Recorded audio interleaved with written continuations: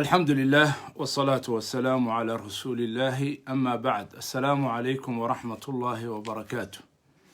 ولا لها يا أصحاب ميلك استوى جوكتان إلهي سبحانه وتعالى وحن كبر يا كلن كان نكدق وكلن بركيسن إلهي سبحانه وتعالى عرفك قلبي كسو كلمة حقه إلهي سبحانه وتعالى قلبي يدقيه إننا أفرو نجنا دقوا كوا هذا الكدق استكيسة ونكسن الراعة الذين يستمعون القول فيتبعون أحسنه أولئك الذين هداهم الله وأولئك هم أولو الألباب أنت كدب وحان جعل هاي وأصوغ لي لايفكا أنا معلمهم بكم غناء أفر قضب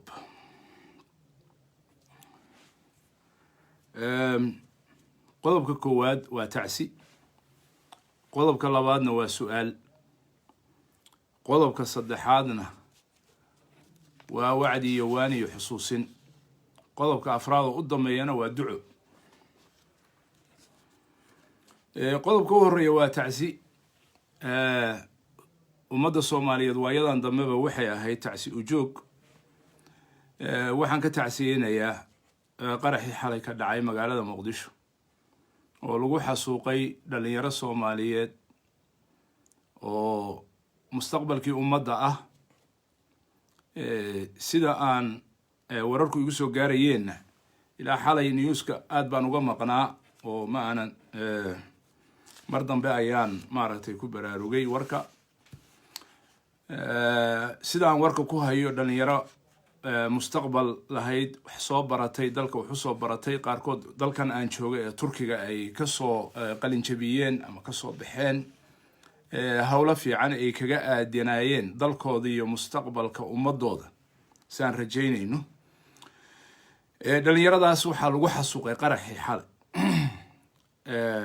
magaalada Muqdisho ka dhacay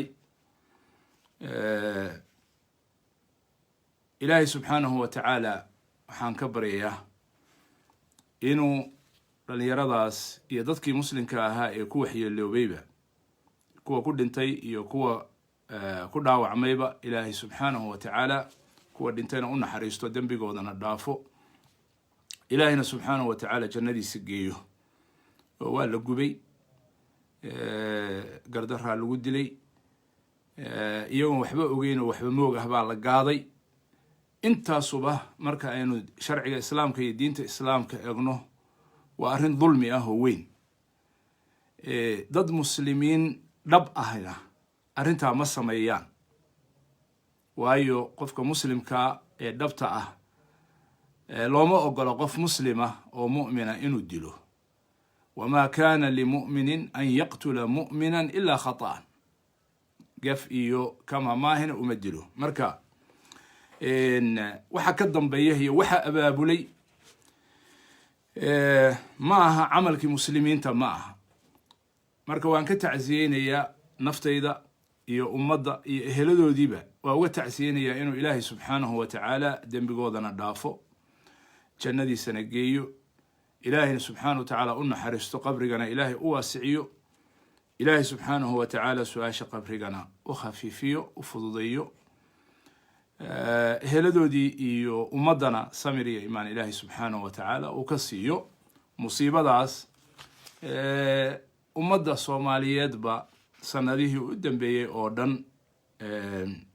dul haraysay oo la deganayd taas marka waa tacsidaas arrinta labaad ama qodobka labaad ka hadlay waxa waa su'aal weeye waana su'aasha aan halkan ku qoray xasuuqa caasimadda Muqdisho ka dhacaya ma wuxuu noqday xaalad aan xal lahayn xal aan xal lahayn miya oo la xallin karo waa su'aal mudan in la isweydiiyo waayo mushkilad kasta adduunka xal bay leedahay Ilaahay subhanahu wa ta'ala cudur kasta oo adduunka yimaada waxa weeye daawo leeyahay wax walba daaway leeyihiin ma arrintan inagu socota ee xasuuqan joogtada ah ee maalinba mid aan ku soo toosayno markaan midkaas tacsidiisa ka baxno ayaama aan joogno oo hawlaheeni iskaga noqonno haddana aan mid kale ku soo baraarugno oo dad badan oo qaali ah inagala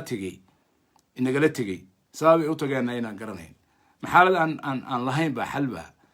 maya xal way leedahay laakiin xalkeedii lama raacin lamana qaadan mana muuqato in la qaadanayo ma muuqato haddii runta loo hadlayo xalkeedu waxa weeye kow in waxa kanu inaanay diin ahayn fikir ahaan iyo caqli ahaan looga hortago oo la caddeeyo taasna wax badan baa laga caddeeyey wayna caddahay waana caddaatay dadka muslimkaana meel kastoo ay joogaan way ogaadeen qaraxyadan iyo xasuuqan inaanu wax diinta islaamka shaqo ku leh aanu ahayn meeshii kale oo la rabo ha loo tiiriyo ciddii kale oo la rabo ha loo tiiriyo laakiin islaamka iyo diinta islaamka looma tiirin karo taas way dhammaatay qodobka labaad oo lagu xalliyaa waxa weeye waa dowladnimo dowlad dhaba wey oo mas-uuliyaddeeda qaadata oo dadka waxay kaga duwan tahay dowladdu waxbay muquunisaa xoog bay wax ku qabataa gacan bay dadka nabadgelyada iyo acraadda dadka iyo sharaftooda iyo xoolahooda wixii ku xadgudbaya bay dowladi ilaalisaa dowladi saasay u taagan tahay meel kastoo aad joogto gaal iyo muslim waxay tahayba shaqooyinkeeda ugu weyni waxa weeye in dadku nabadgelyo u socdaan hubka iyadu ay haysato muquuninta iyo xoogga iyo tabarta iyada keligeed ay leedahay amarka iyadu ay leedahay haddii aanay sidaas ahayn dowlad laguma magacaabi karo waa la hafrayaa haddii la yidhaahdo waa dowlad hadday iyadu ismoodana waa qalad sidaas darteed waxa weeye kaalinta meesha ka maqani ma aha wacdi sida dadka qaarkiis ay u malayaan waayo waxa kan wax wacdi iyo diin iyo qalad kaliya ku socda maaha waa qorshe waa projecti waa mashruuc ummaddan lagu xasuuqayo deganaan la'aan loogu diidan yahay inay degto dowladnimo inay hesho lagu diidan yahay marka waxaa lagaga horta waa in qaabkaa loogu talagalo oo si dowladnimo ah oo xoog ah oo qorshe leh oo dadkeedii loo adeegsanayo lagaga hortago waxay u baahan tahay marka dowladnimada uga baahan tahay 4 qodob bay uga baahan tahay waa midda koowaade go'aan ay dowlad ay ka go'an tahay inay waxa kan amni darrada ah dhulkeeda ka ciribtirto waa go'aan madaxweyne iyo hadduu yahay golihiisa iyo shaqaalihiisa iyo wasiiradiisa iyo wixii isaga la shaqeeyaba hadduu yahay dowlad ay ka go'an tahay oo qodobka koowaad ay u tahay dadku inay baahida koowaad ee ay u baahan yihiin oo ah nabadgelyo inay dhulka u seexdaan oo u socdaan inay helaan waa mas-uuliyadda koowaad ee dowladii ay leedahay marka dowlad ay ka go'an tahay go'aan waa inay tahay waa qodob waxay kaloo u baahan tahay qorshe markii go'aanka la helo qorshe waa in la dejiyaa qorshe waxa kan lagu ciribtiro oo lagaga hortago oo ah ciidankii oo ah dadkii tababarnaa oo ah tabihii la raaci jiray oo ah wixii yani sirdoon iyo mukhaabaraad iyo dabagal iyo ciidan iyo magaalada koobid iyo dhinac walba u baahan suryo walba u istaagid iyo warhayn iyo guritirin laga daba tago oo la daba galo qorshay u baahan tahay qorshe dadka amniga ka shaqeeya dadka ciidamada ka shaqeeya baa yaqaan 3 waxay u baahan tahay dadkaas amniga ka shaqeynaya ee loo jaaday ee loo asteeyay in kharashka ugu fiican la siiyo askarta waa in lacag fiican la siiya ciidanka waa in la si fiican loo tababaraa nooc kastuu yahay iyo laamihiisa kala duwan uu yahay hadduu boolis yahay iyo hadduu ciidan difaac yahay iyo hadduu yahay sirdoon intaba kharashka ugu badan dowladuhu bajetyadooda ama miisaaniyadooda waxay ku bixiyaan oo ay u haburaan oo u qalabeeyaan ciidanka nabadgelyada sugaya haddii aan nabadgelyo jirin dal laguma noolaan karo nololina ma jirto kharash buu u baahan yahay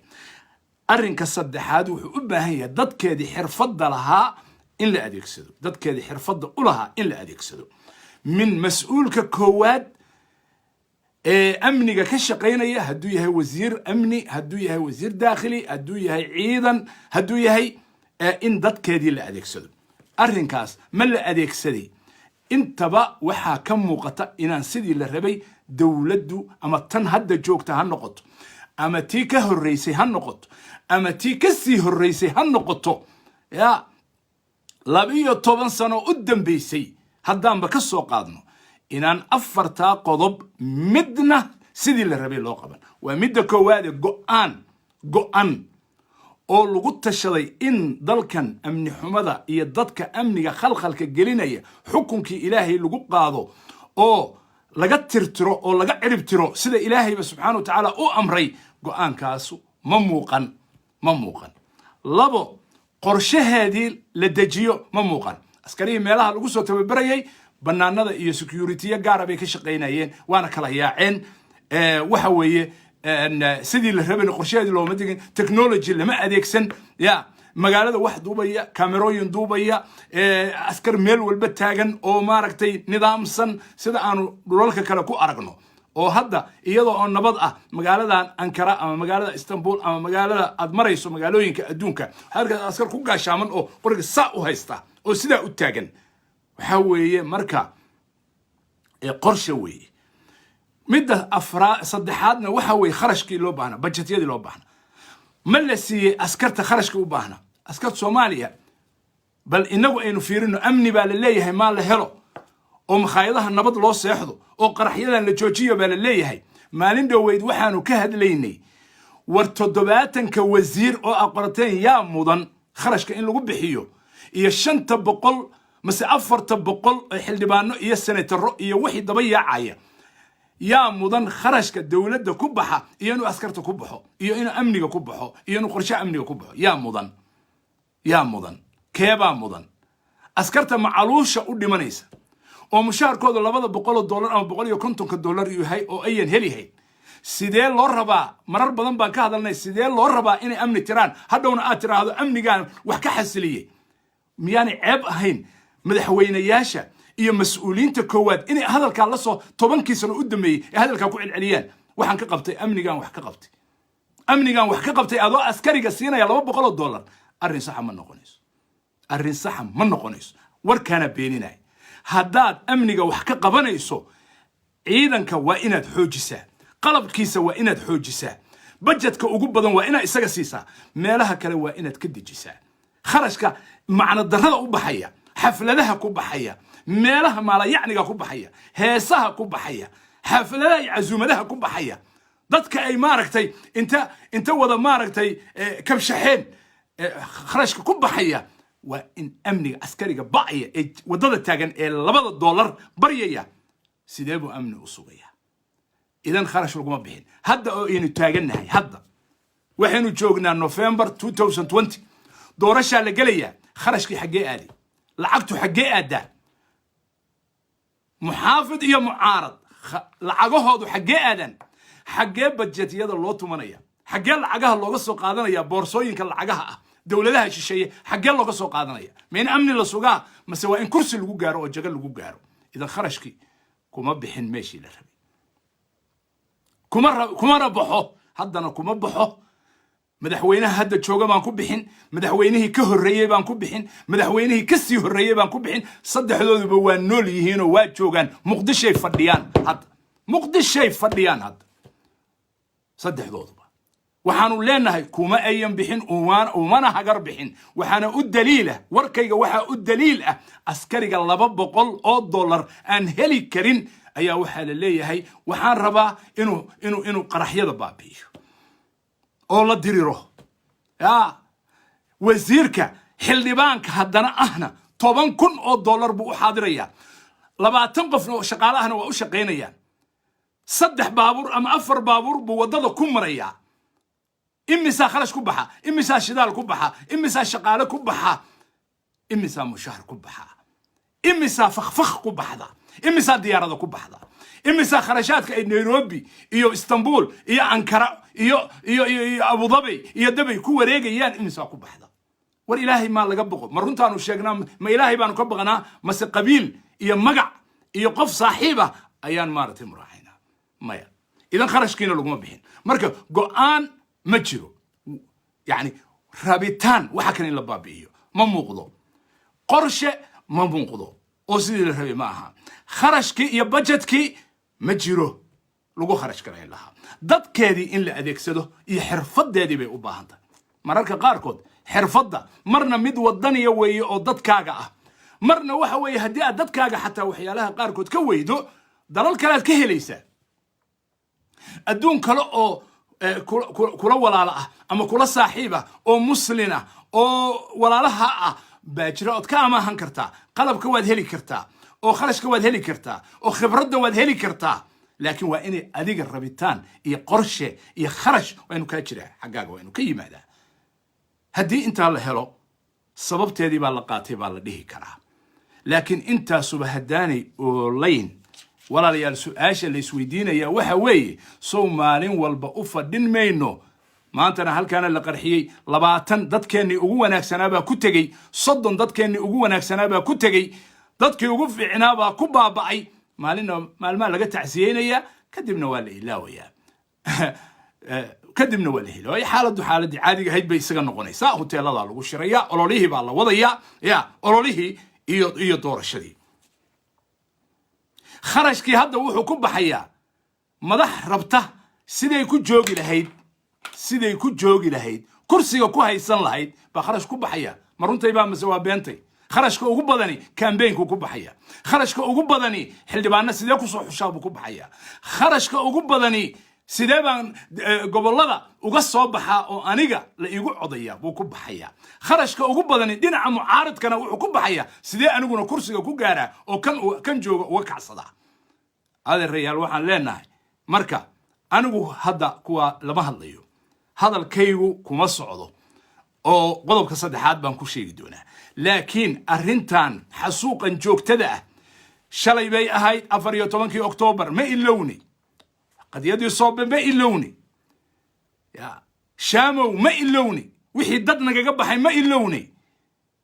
wax joogsanaya miya tuuba socota miya maalin walba dad baan geeyna waxaan la oranayaa arrintu waa caadi wax walba dalalka way ka dhacaan wasiir soo istaagay way ka dhacaan bal hadda tusaalaha waxa la yiri meed maxaa ugu dambeeyay kan hadda la sii wado dawladdan hadda xukuumadii cabinetkii hadda dhamaaday oo 3 sano iyo barka joogay meel ma ku sheegi kartaan wasiirkii dhamaa ee amniga loo xil saaray dawladda hadday daacad ka tahay waa rabitaanka qodobkii go'aanka ahaban daba jooga go'aan baa loo baahan yahay qorshe loo baahan yahay kharash baa loo baahan yahay dadkeedii xirfadda lahaa in la adeegsada loo baahan yahay haddaanan afarta cabirka ah aanan ku arag dawladda waxaan garanayaa inaanay u socon inay amniga wax ka qabato ee wax kale ku fikirayso ama dad asxaabtooda shaqo siiso ama wax kale keento ama siyaabo kale loo shaqaysto mujaamala loogu shaqaysto bay keenaysaa laakiin dadkeedii 3 sano iyo bar wasaaradda amniga xagee jirtay meel ma ku sheegi kartaan ilaahay baan idinku dhaariyay meel ma ku sheegi kartaan 3 sano la soo dhaaf muxuu ahaa wasiirka amniga xagee ahaa wasaaradda amniga ka shaqeynaysa muxuu ahaa qorshaheedu yaa ka shaqeynay maxay ka shaqeynayeen ma la sheegi karaa idan halkaas waxay tusaale u tahay inaan dadkeedii iyo qorshaheedii iyo xoolaheedii midna lagu bixin iguma qancin karaysid marka maanta saaxiibow inaad tiraahdo amnigiinaan ka shaqeynaya ama amniga meeshaan waan ka shaqeyn kari weynay waxbaanu ka qaban kari weyn waa laga qaban karaa qaraxyada waa la joojin karaa wadadeedii laakiin waa in la raacaa jidkeedii waa in lala yimaadaa lamana imaanin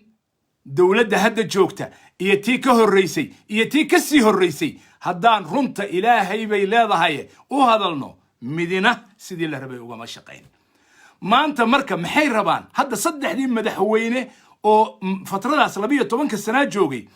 saddexduba waxay rabaan inay soo noqdaan oo kursiga mar kale ku fariistaan walaalayaal maxaanu idinku fariisinaa kursiga maxaanu idinku fariisinaa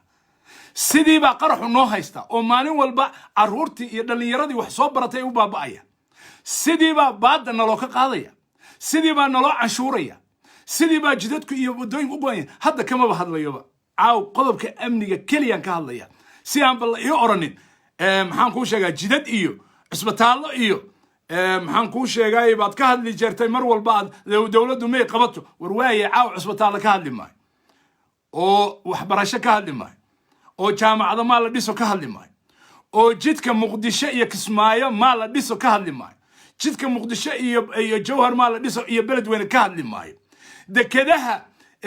hobya iyo muqdisho iyo kismaayo maa la furo adduunka ay la qabsato ka hadli maayo caaw ka hadli maayo development ama horumarin maba ka hadlayaba waxaad mar walba qolyaha maaragtay dadkan u sacabtumayaashu waxay yiraahdaan haa maaragtay waa inaadan dalkan meel fog buu ka imaanaya marka amnigiisii baan fadhiyin amnigaa laga shaqeeya waayo amniga kaliya iga shaqeeya bal amniga kaliya meelaha lagu ogaado tusaale idiin soo qaadaya warkaasuna kolley dad xogogaalana waa sheegeen waddanka Uganda waad ogtihiin marar badan in ay ka dhici jirtay inqilaabyo badan waqtigii Ciid Amin oo Milton Obote kuwii ka dambeeyay ilaa uu yimaado madaxweynahan hadda jooga Museveni dalka sidoo u qabsaday dadka reer Uganda hadda tagto dhowr jeer baan tagay 2-3 jeer waxa ay ku oranayaan annagu ninkan wax kale uma hayno waddankan nabadgelyadiisa buu sugay habeen iyo maalin waad socon kartaa sida doontaan u socon kartaa isaguna waa yiri anigu wax kale idin ma hayo yiri shaqaysta idinka aniga nabadgelya iga taqaan annaga haddayna oran lahaayeen haddayna oran lahaayeen xasan sheekh maxamuud iyo shariif sheekh axmed iyo maxamed cabdullaahi farmaajo haddayna oran lahaayeen ama midkood uu la soo bareeri lahaa wardadyahow Soomaaliyeed aniga hal shay kaliya idinka shaqeynaya wax kale hay gobolaha ay dirineen oo meelo kale hay dirineen oo istushaha ay dirineen oo dhaqaalaha iga suginina nabadgelyada magaaladan caasimadda khaasatan iyo inta dawladdu joogto ayaan sugaya wax kale hayga qabsay wax kale hay weydiinina kadib idinku shaqaysta haduuna oran la caawa ka aamusilahay shibaan oranay garbu naga jooga baan oranay haddii caawa qof kasto Soomaaliya soo doono oo u mari karo iyo qof kasto ajnabi oo dhulka imanaya soo doono u mari karo dhulka u mari karo madaxtooyadii ay ku jireen saddexdooduba oo sidii ciidamada Afrikaanku u ilaalinayeen wali u ilaalinayaan 12 sano ayaa haddana ay soo taagantay meeshadii bay taagantay waxba lagama dhaqaaqin maxaan marka walaalayaal maxaan mar kale ku rabtaan inaan idinku dooran annagu idinmaba dooranne maxaad rabtaan mar kale maxaad rabtaan kursiga ku rabtaan miyaanu jirin jixinje miyaanu jirin xataa sarigasho miyaanu jirin xishood miyaanu jirin adduunka hal qarax hadduu meel ka dhaco wasiirka dakhligu waa iscazila madaxweynayaal iyo ra'iisul wasaarayaal baa iscazila oo waxay ixtiraamayaan oo qadarinayaan dadkooda mas'uuliyadda loo dhiibtay laga sugayo ayay qadarinayaan saas darteed way iscazilaan innaga waa soo taagan yihiin bal waxay rabaan mar labaad iyo mar saddexaad inay ku soo noqdaan dalal badan ayay ku dhacday arrintaanu arrin wacdi iyo walaalayaalow arrintaanu waa xaaraan dhiigga muslimku waa xaaraan keliya kuma baxayso culimadu caddaysay dadkuna cadday laga hadal waxaanu inaanay diin ahayn la cadday aayaadkii la akhri axaadiistii la akhri bir bay u baahan tahay bir لقد أرسلنا رسلنا بالبينات وأنزلنا معهم الكتاب والميزان ليقوم الناس بالقسط وأنزلنا الحديد فيه بأس شديد ومنافع للناس إلهي سبحانه وتعالى وحليه آيات كتاب كان واسود جني كتاب ككلي اسمه سود جني برتنا وان لسود جني أو برت محل لو سود جيه كتاب كان waxa loo soo dajiyay xaqi inuu cadayo cadaaladii cadayo lagu socon laha birtana waxa loo soo dajiyay qofkii cadaalada iyo nabadgelyadaas iyo dariiqa toosan ku socon waaya in birta lagu qabto ayaa loo soo dajiyay hadda birtii weeye waxa meesha ka maqan birtuna waa dawlad ba gacanta ku haysa dawladiina waad ku fashilanteen nimankii naas hadda meesha ku shiraya iyo kuwa jooga waad ku fashilanteen siyaasiyiintiinaas adeer rayaalow ummadan inta aad soo waqti ka soo lumiseen waa ku filan yahay ee ka daaya kaas halkaasna uga baxay qodobka saddexaad yaa mudan in lala hadlo wacdiga loo jeediyo aniga wacdigayga iyo xusuusintaydu kuma socoto nimankan siyaasiyiinta kuwaasu waxaan anigu ku mataalaya wama anta bimusmicin man fil qubur xabaalay ku jiraan man noola la hadli maayo markaani hadalna iskaga khasaarin maayo hadal iskaga khasaarin maayo hadalkayguna kuma socdo innaka la tusmicu almawta ولا تسمع الصم الدعاء إذا ولوا مدبرين dadka xabaalaha ku jira ee dhintay miyaad wax maqashiin kartaa ma maqashiinayo markaan madaxweynayaashii hore ee hadda taagan ee haddana raba kursiga haddana ku qamaamaya iyo kuwa jooga midna hadalkaygu kuma socdo waayo annagu waxaan ku hadlaynaa daliil baan rabnaa burhaanna ma ay tusin aanu ku aqoonsano hadalkaygu wuxuu ku socdaa dadka Soomaaliyeed ee damiirka leh ee nolosha leh ee aan damiirku ka dhamaan ee aan dadnimadu ka dhamaan ee aan gobonnimadu ka dhamaan ee dhalinyaradoodii iyo odayaashoodii iyo waxgaradkoodii iyo cid walba rag iyo dumar hadalkaygu kuwaasuu ku socdaa kuwaas baa wax nool ilaahay ka soo bixin karaa anigana waxa isaarani waa inaan bayaaniyo wax kale ma saaran litubayyinunnahu linnaasi walaa taktumuunahu aniga ilaahay wuxuu isaaray oo igala xisaabtamaya kitaabkii ilaahay haddaan aqaano inaan idiin caddayo waxaan leeyahay marka dadka Soomaaliyeed walaalayaal haddii aad rabtaan inaynu sidaan weligan maalinba tacsi ku jirno tacsi ka baxno tacsi kale ku jirno tacsi kale ka baxno ma garad waa inaynu waxa kan inagu iska bedelnaa dadkan yaa xaaba u ah yaa qoryo u ah qabyaalad baa u ah qabiilkuna waa aniga iyo adiga iyo isaga iyo iyada weeye koow horta qalbigiina ilaahay ha ka ogaado qabiil iyo qabyaalad dadkii halkan idin dhigay oo waxa kan xasuuqiina waxba ka qaban kari waayay oo saddexda madaxweyne ee hadda nool ee inda cadaynaya ay u horeeyaan horta waa inaad qalbiga ka xirataan qalbiga waa inaad ka xirataan oo qabiil aydinaan ugu hiilin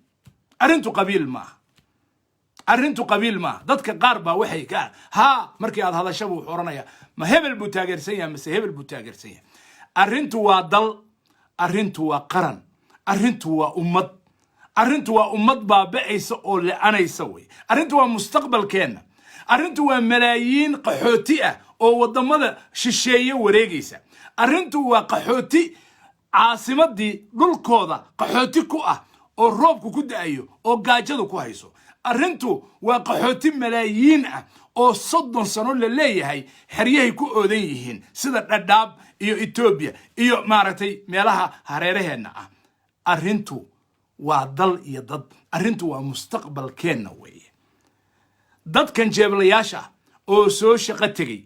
ama aanay khusayn ama qaarkood xataa waxaba laga yaabaa inaanay xooladoon ahayn laakiin daciif ah oo aan waxba qaban karin ee kursiga iska holinaya kursi aanay mas'uuliyadiisa qaadi karin gelaya waan ogahay qaarkood inaanay xoolo doonay oo xoolo dan kala ahayn waan ogahay kulligood tuuga ma aha dadka siyaasadda wada gelaya ma aha xaasha lillah laakiin waa isku midka aan waxba qaban karin ee hawshan gala iyo midka tuuga ah waa isku sibay natiijadu laano shacabkii baa mar walba ku khasaaraya waxaan la hadlaynaa marka waa dadka Soomaaliyeed weeye walaalayaal waxa kan waa inaynu horta qalbiga ka diidnaa oo qabyaaladan lagu taageerayo qalbiga ka diidnaa oo xoolahan lagu qaadanayo qalbiga ka diidnaa oo laaluushka doorashooyinka lagu qaadanayo qalbiga ka diidnaa oo inkirna oo nacna oo cidda wada aynaan ku gacan siin dadka arrintaas ka wada mas'uulha inagoo dhan way hadda waxa la leeyahay ergooyin iyo xildhibaanaha la soo doonto weel baa loo soo tolanaya yaa ka mas'uula yaa la siinaya lacagta dawladaha shisheeye laga soo qaadayo yaa la siinaya lacagta laga soo qaadayo dawladaha shisheeye yaa la siinaya soo inaga leeyno soo qaad in leenugu iibsado mustaqbalkeeni baa lagu iibsanaya dhowr nin oo shaqaystayaal ah oo danahooda u shaqaysanaya ayaa inagu iibsanaya kan lacagta qaadanaya waa walaalkay waa inay adeerkay waa inay abtigay waa inay eedahay waa adiga inay eedaha waa inay abtiga waa walaalka waa inay adeerka codkiisiba adiga magacaaga lagu iibsanaya ya reer hebel shantaasa laga soo qaatay waa la iibsaday reer hebelna shantaasa laga soo qaatay waa la iibsaday anigu dadkan wax iibsanaya ee boorsooyinka xaaraanta ah ee shisheeyaha laga keenay la hadli maayo hadalna igama banaanaba kuwaas inaan la hadlo ee inaga Soomaalida ah dadkiina damiirku ku haray waxa weeye waa inaad ka tashataan oo baraarugtaan walaalayaal oo waxa kan diidaan sidee loo diidaa codkiina fura diida waxa kan kulama isugu imaada adduunku maanta waa isu furan yahay baraha la isugu yimaada siyaabo badan baa loo kulmi karaa anigu idinama tilmaamayo laakiin haddaad rabtaan waxaan inaad diidaan oo daacad idinka tahay oo ilaahay idinka arko oo in ku filan xataa ilaahay uu ka arko dadkeenna Soomaaliyeed oo waxa kan diida ya ilaahay xaaladda way naga bedelaya in allaha la yughayyiru ma biqawmin hatta yughayyiru ma bi anfusihim wa inaan diidnaa laaluushku inagu soconaya codkeenni buu ku soconaya magaceenni buu ku soconaya qabiil hebel buu ku soconaya waa inaynu diidnaa marka kadibna mustaqbalkeenna inagu aynu ka tashanaa waa laynoo diiday codkeenna inaynu bixino waa laynoo diiday masiirkeenna iyo aayaheenna inaynu ka talino ciddi diidaysa hadiido mid dibadda ka yimi iyo mid gudaha jooga waa isku mid waa laynoo diiday waa inaan soo dhacsanaa xaqeennii wey waa inaan layna duudsiin waa inaan inagoo soo taagan dhulka laynagu xabaalin waa layna xabaalnoloodinaya xabaalnoloodiska waa inaynaan ogolaan culimada waxgaradka aqoon-yahanka dhalinyarada dumarka nool oo damiir ku haray oo qalbigooda iimaan ku haray waxaan leeyahay Soomaaliyey codkiina fura waxa kan waa inaynu diidnaa dadkan tujaarta ah ee mucaarad iyo muxaafad siyaasadda ku jira ee Muqdisho jooga dan idin ma wadaan wallahi billahi inaan dan idin wada waadixna waxa ka ah oo ay ku caddahay ficilladooday ka caddahay xagee ka keentaa la oranaa ficilladooday ka caddahay xogaalna waa ahay oo oday baan ma joogto dan soo socota aynu ka tashano marka waa inaynu ka tashanaa waa inaynu meel iska fariisinaa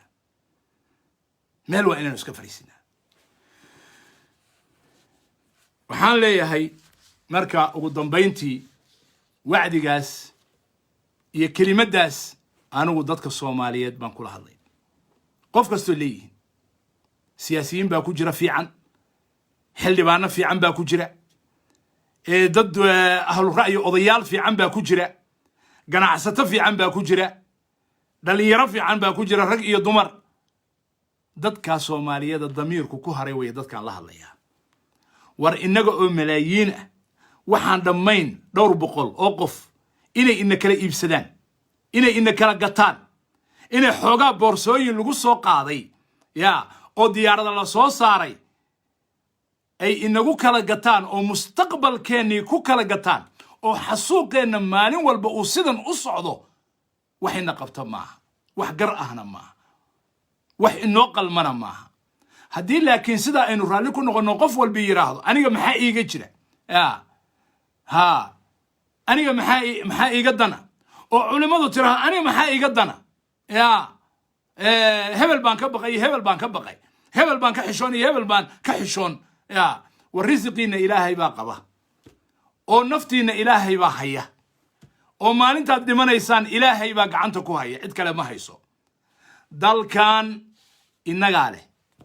mustaqbalkan keennii wey dadkan la xasuuqaya carruurteennii wey dadkeennii wey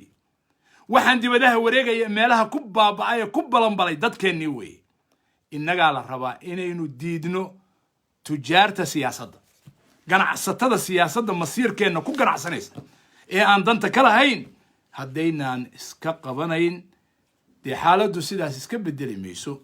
ilaahay baana noo sheegay in allaha laa yughayyiru ma biqawmin xataa yughayyiru ma bianfusihim anigu marka waxaan wax ku dhisayaa bacdallaahi damiirkiina dadnimadiina rabitaankiina ya ayaan wax ku dhisayaa intiina nool ilaahayna waxaan ka baryayaa inuu nagu anfaco ilaahayna xaaladda noo bedelo kalimadda igu dambaysaa waa duco ilaahay subxaanahu wa tacaala lagama quusto naxariistiisa ilaahay waxaan ka baryayaa ilaahay subxaanahu wa tacaala waxaan ka baryayaa biasmaa'ihi alxusnaa wa sifaatihi alculyaa inuu ilaahay ummaddan arrin wanaagsan ilaahay subxaanahu wa tacaala u qadaro ilaahay waxaan ka baryey inuu arrintaada toosiyo ilaahay waxaan ka baryey inuu ilaahay subxaanahu wa tacaala ummaddan kuwa akhyaara oo ka naxaya oo damiir leh oo qarannimo raba oo dadnimo raba oo soomaalinimo raba oo islaamnimo raba oo dadnimo leh oo han leh oo hogaamin leh oo aan dan gaara iyo qof jeclaysi iyo qabiil jeclaysi ka shaqaysanayn iyo kuraas gaara ilaahay inuu u soo saaro ilaahay inuu ka soo dhex bixiyo ilaahay inuu ka soo shaac bixiyo ilaahay inuu talada ugu dhiibo ilaahay inuu iyaga talada ugu dhiibo ayaan ilaahay subxaanahu wa tacaala ka baryayaa ilaahay waxaan ka baryayaa inuu naga qaado dhibaatada na dul haysata oo qalbigeenna qaflada ilaahay ka qaado oo qabyaaladda ilaahay ka qaado oo qaadka ilaahay ka qaado oo xumaanta ilaahay ka qaado oo isnacaybka ilaahay ka qaado oo xinka iyo xasadka ilaahay subxaanahu wa tacaala uu ka saaro oo taladeenna ilaahay toosiyo baan ilaahay weydiisanaya ilaahayow waa la addamay salaad baa loo addamay ilaahayow umuurtayada toosi oo taladayada toosi oo kuwa akhyaarta talada noogu dhiib kuwa adaashaana ilaahu naga kaafi jeeblayaasha ilaahu naga kaafi kuwa cadowga u shaqay ilaahu naga kaafi kuwa naxasuuqaya ilaahu naga kaafi kuwa dhiigayaga iyo dadnimadayada iyo ummadnimadayadii baabi'iyey ilaahayow naga kaafi kuwa aan hankalahay ilaahu naga kaafi kuwa dulliga ah ilaahu naga kaafi kuwa ku shaqaystayaasha ah ilaahayow naga kaafi ilaahayow wixii xumaan ummaddan iyo hagardaamo la doona ilaahayow naga kaafi ilaahayow ummadda dad daacada oo diintaada ku socda oo kitaabkaaga raba oo islaamnimada raba oo dadnimada raba oo wadaninimada raba oo qarannimada raba ilaahay u soo saar ilaahay waa ka soo saari kartaa qaadir baa tahay ilaahay u soo saar oo kuwa ku bedela oo xaaladooda saa ka bedela oo ku hogaamiya ilaahay u soo saar alaadishana ilaahay uu naga kaafi aamiin aamiin sala allahu calaa nabiyina muxamedin wacala aalihi wa saxbihi ajmaciin